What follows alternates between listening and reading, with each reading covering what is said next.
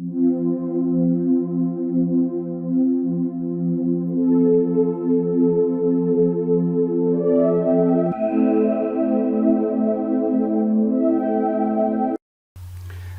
qu'une violente campagne médiatique vise Abu Bakr Zaydar et ses frères dans la proximité avec Mohamed VI permet l'accumulation de richesses et de cadeaux, le roi continue de protéger le boxeur devenu tout puissant.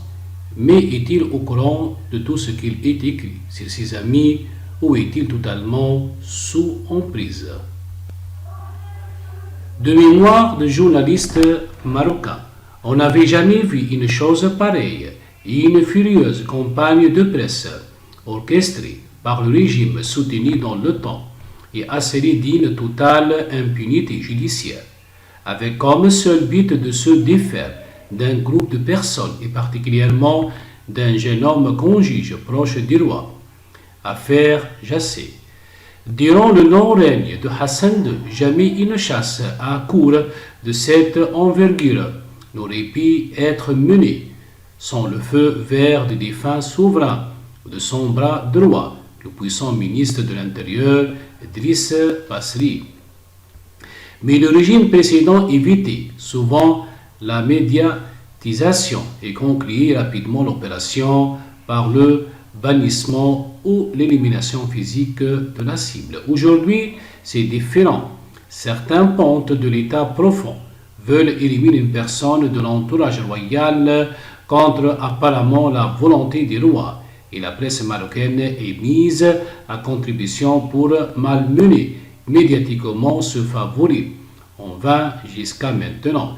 L'histoire est la suivante. Depuis quelques années, des segments entiers des Marzen, surtout ces deux principaux services de renseignement, la DST, Direction générale de la sécurité du territoire, et de la DGET, Direction générale des études de la documentation, mènent une course hybride abattue pour tenter de chasser de l'entourage direct du roi Mohamed VI, celui qui est devenu depuis 2018 son principal ami.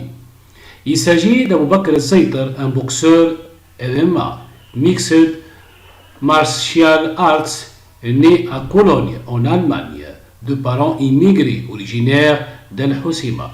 Dans le Rif, le jeune homme est considéré aujourd'hui comme le principal responsable de la détérioration morale de l'image d'un souverain qui porte le titre de commandeur des croyants et se réclame descendant direct du prophète Mohammed.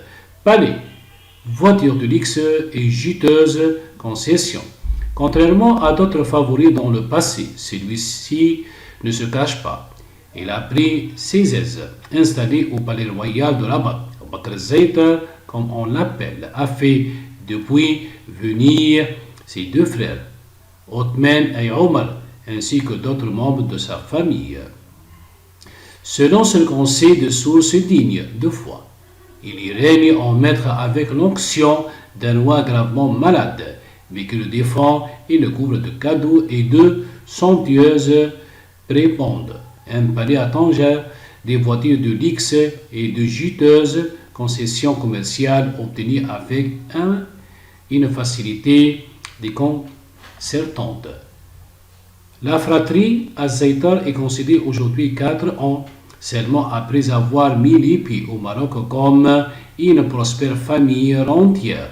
Elle est surtout perçue par une partie importante des Marzen comme une excroissance qui perturbe le fonctionnement normal d'un État autoritaire dont la structure n'accepte aucune matière exogène.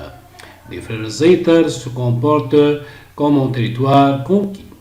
Leurs frasques sont devenues récurrentes et trop nombreuses pour être rapportées systématiquement par une presse qui ne le fait que sur instruction. Il ne s'agissait que de quelques abus.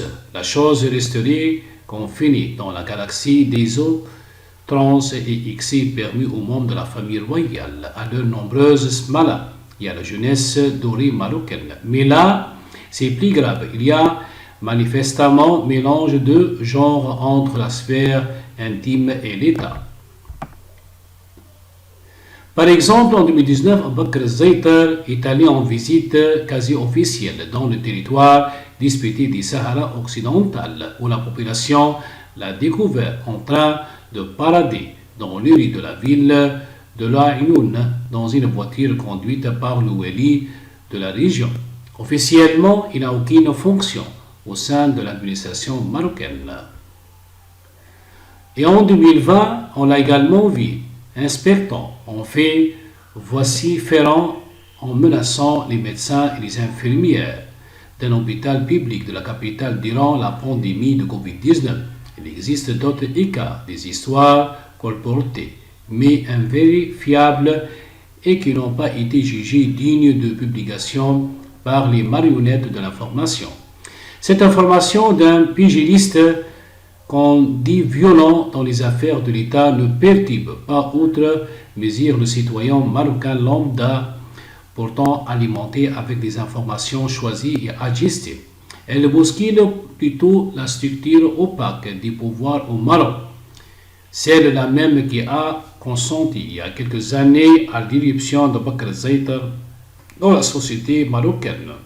Car il fut un temps où la presse marocaine a commencé par sa principale agence de presse, la MAP, Maghreb Arab Press, tressée des lauriers à la Frati Zaïtar, la présentant tantôt comme le symbole de la réussite marocaine à l'étranger, tantôt comme un groupe de flamboyants gladiateurs marocains, voire des champions majestueux. Dixit Maroc Hebdo.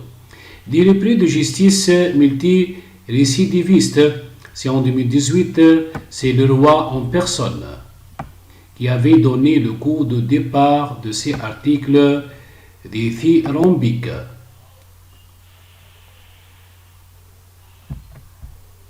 En faisant asseoir à ses côtés Abou Bakr et Othman lors d'une prière du vendredi.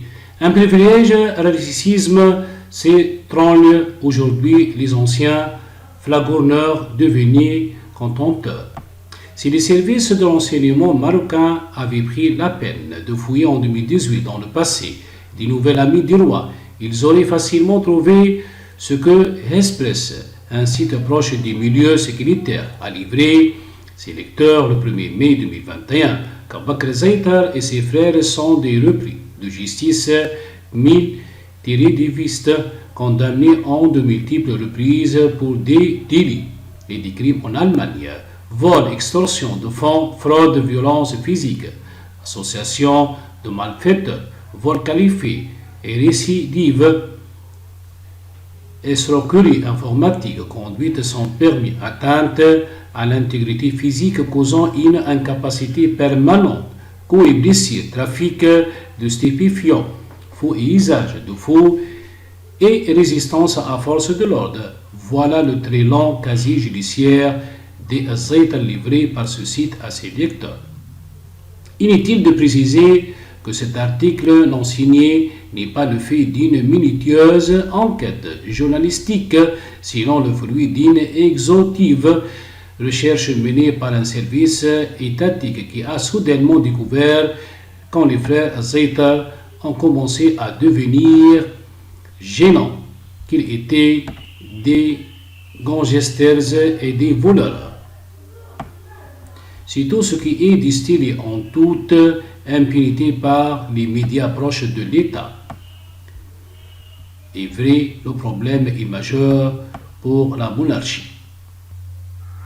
Pour la monarchie marocaine, comme concevoir que des criminels condamnés puissent partager la vie du roi du Maroc dans le sacro-saint, autre du pouvoir alaouite, le palais royal ou ce qu'on appelle Dar el-Makhzen.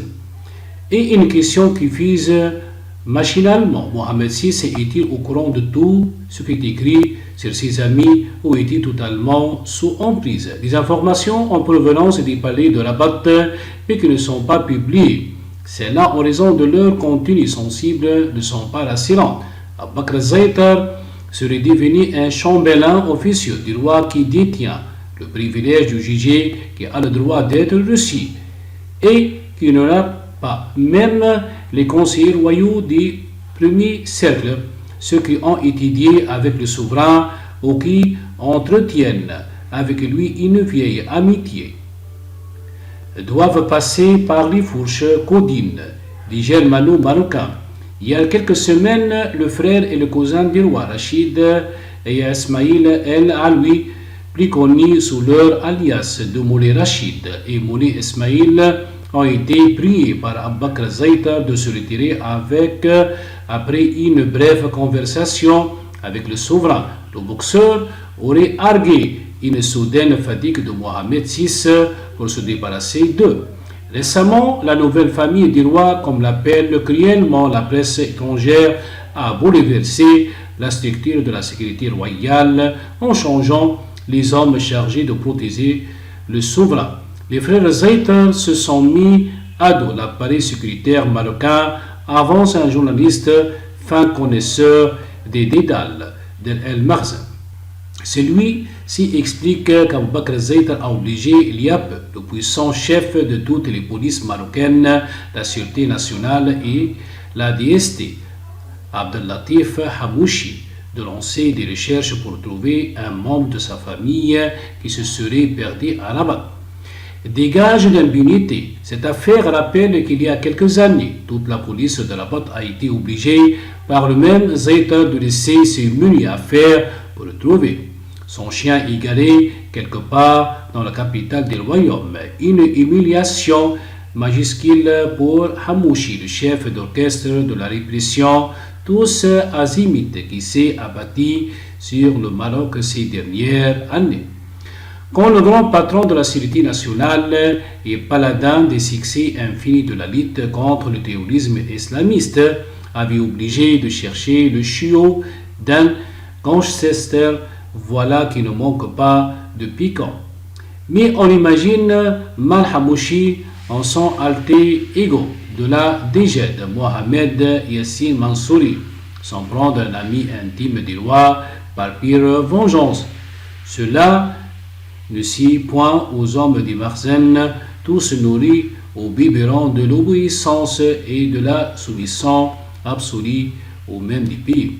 Il est évident que des personnalités très haut placées dans l'ancien entourage direct du roi, l'éternel Kamiria et la famille royale, ont donné des gages d'impunité aux responsables de l'enseignement et par extension aux marionnettes qui publient leur littérature.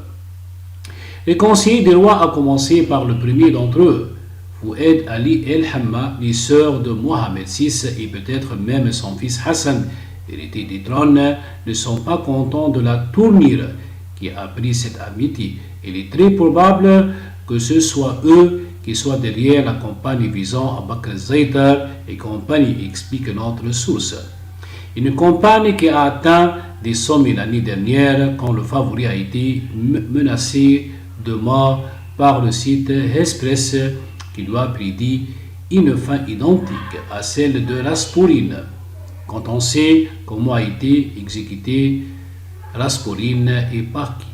Reste à nécessité question à quoi sert toute cette persécution médiatique si elle n'aboutit à aucun résultat concerne. Abou Bakr Zaïta est toujours là. On sait que le roi ne lit que rarement la presse et que les germano-marocains qui ne comprennent ni l'arabe littéral ni le français non plus. Mais des âmes charitables les ont sûrement informés de la violence des propos qui les visent. Or, le roi, en début de la fureur des articles de presse ciblant Bakr Zaïta, le protège toujours. Peut-on considérer cette interminable campagne comme une attaque directe contre sa personne? Une autre question à laquelle personne ne veut répondre au Maroc. S'il ne riposte pas judiciairement, les frères Zaïta continuent d'accumuler les richesses et les cadeaux royaux qu'ils exhibent avec beaucoup de volontarisme sur les réseaux sociaux, comme un doigt d'honneur adressé à leurs détracteurs. Et ainsi va le royaume. Pour le moment, Mohamed VI ne donne pas signe de vouloir se séparer de sa nouvelle famille quand il est parti en villégiature au Gabon il y a quelques mois. Il l'a emmené avec lui. Même chose pour Paris la semaine dernière, et dont les Zaïta ont pris un malin plaisir à inonder leur compte Instagram de clichés montrant des achats millionnaires.